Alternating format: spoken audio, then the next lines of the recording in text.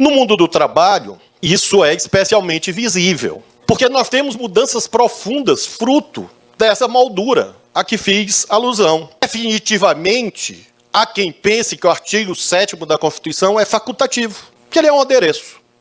Está ali, podia não estar, e se está, pode ser cumprido, dependendo da chuva do dia.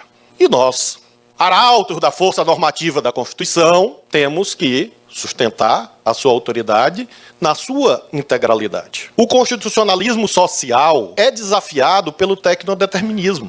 As máquinas se tornaram tão presentes que se naturalizaram nas nossas vidas, ao ponto em que hoje não existe casamento sem cônjuges e celular. Não existe. E às vezes tem mais celular do que amor no casamento. E aquela ideia que nos anos 70, 80, eu jovenzinho, debatíamos no movimento estudantil, que uma das razões da dificuldade da humanidade é porque as pessoas se reuniam toda noite ao redor da televisão. Bons tempos. Éramos felizes e não sabíamos. Porque a tecnologia se intensificou tanto que até isso se tornou dispensável. Partilhar a tela. Agora cada um tem a sua tela. E os meninos ainda estão com um fone nas orelhas. Eu tenho filhos. E são essas bolhas que vão levando a que, pela naturalização do tecnodeterminismo, isso penetre no mundo do trabalho como se fosse uma inevitabilidade, não uma escolha. E são escolhas sociais. Pode ser assim e pode não ser. E quem deve dizer se é ou não é o direito. Porque se não é o direito, quem vai dizer? O poder, que é abusivo por natureza. Eu não sou contra a tecnologia. Pelo contrário, eu tenho muito orgulho do meu primeiro concurso público ter sido para funcionário do TRT da 16ª região. Eu tenho muito orgulho da primeira audiência que eu ter feito na vida como advogado, foi da Justiça do Trabalho, num tempo que os mais novos já ouviram falar em que existia Junta de Conciliação e Julgamento, JCJ. Quem riu é porque é do meu tempo. Ministra Kátia, do TST, minha amiga querida. Cansei de fazer audiência com ela. Eu tenho muito orgulho da primeira sustentação oral que eu ter feito na vida, tenha sido no TRT. E a primeira num tribunal superior foi no TST. E claro que eu sei que o mundo do trabalho mudou desde então. Eu datilografava certidão de julgamento. E o verbo já diz tudo, datilografava. Mais catilografava do que datilografava. Mas enfim, era eu que fazia as certidões de julgamento do TRT da 16ª região. Certifico que aos tantos do dia tal se reuniram os juízes fulano de tal. E eu fazia isso com papel carbono. E quando errava, tinha um negócio branquinho para corrigir, que não corrigia o outro lado. E minha chefa devolvia para eu datilografar tudo de novo. Vocês acham que eu gostava disso?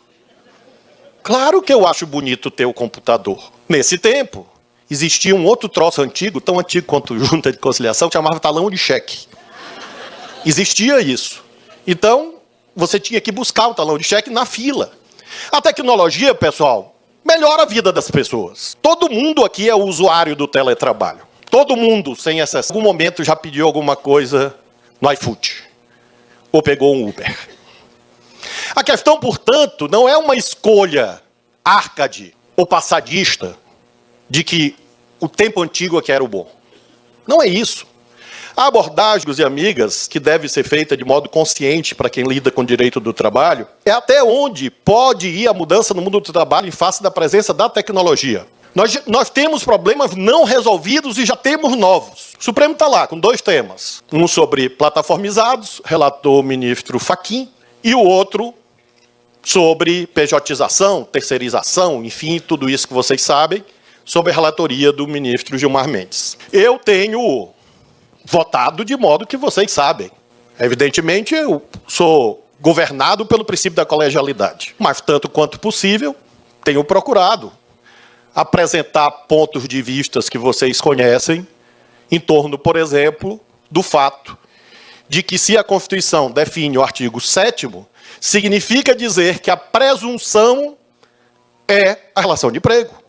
As outras formas de trabalho é que são alternativas a ela. E isso tem implicação na jurisprudência e no terreno das provas. Por exemplo, eu tenho dito nos meus votos seguidamente, e tenho apontado também que defender o artigo 7º da Constituição não como uma bandeira política e ideológica. É porque é uma opção constitucional que, enquanto estiver vigente, tem que ser observada, tem que ser cumprida. São direitos dos trabalhadores urbanos e rurais. Não está dito lá que podem ser direitos dos trabalhadores urbanos e rurais. E tenho, por isso, julgado no sentido que existem outras formas de trabalho, mas isso não pode ser cavalo de Troia para toda sorte de fraude. Fraudes essas que vão destruir a Previdência Social e vão destruir o SUS, que agora faz aniversário.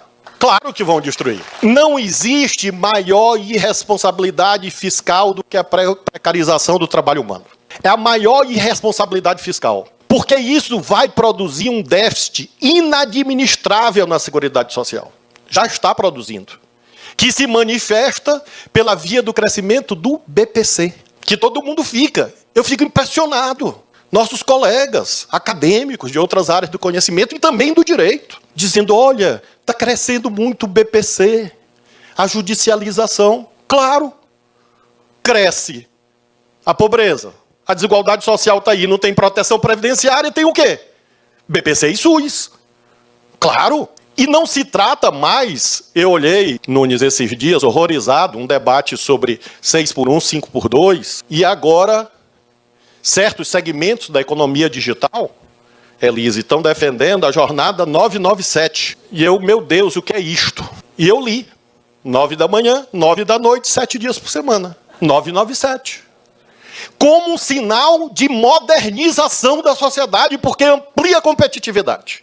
Eu li em inglês, mas li. Isso é uma máquina de produção de doença. É uma máquina de produção de infortúnio. É uma máquina de produção de acidente de trabalho. É uma máquina, portanto, de produção de despesa no SUS e na Previdência. A não ser que a alternativa seja campo de extermínio. Porque não há outra. Ou você consegue repartir, de fato, como a Constituição manda, o plexo de direitos, para que todo mundo tenha o seu quinhão do progresso material da sociedade de modo justo, digno, pela via do trabalho e dos direitos sociais, ou essas pessoas vão desembocar nas políticas sociais compensatórias, que têm que ser pagas por quem? Pela sociedade. Por isso, amigos e amigas, do ponto de vista da responsabilidade fiscal, tenho sustentado a primazia dessas formas ditas, entre aspas, antigas de trabalho humano, sustentando que a tecnologia pode e deve fazer parte do mundo do trabalho, porque faz parte do cotidiano do mundo da vida, mas isso não pode ser desacompanhado no aparato básico de direitos trabalhistas e previdenciários. Porque senão, os últimos 300 anos da história da humanidade de nada valeram. E todos os manuais de direito constitucional que escreveram sobre constitucionalismo liberal, social, força dirigente da Constituição, força normativa da Constituição, eficácia dos direitos fundamentais, máxima efetividade dos direitos fundamentais, tem que jogar fora. Porque não tem aderência à realidade de Sua Excelência o destinatário da atividade estatal.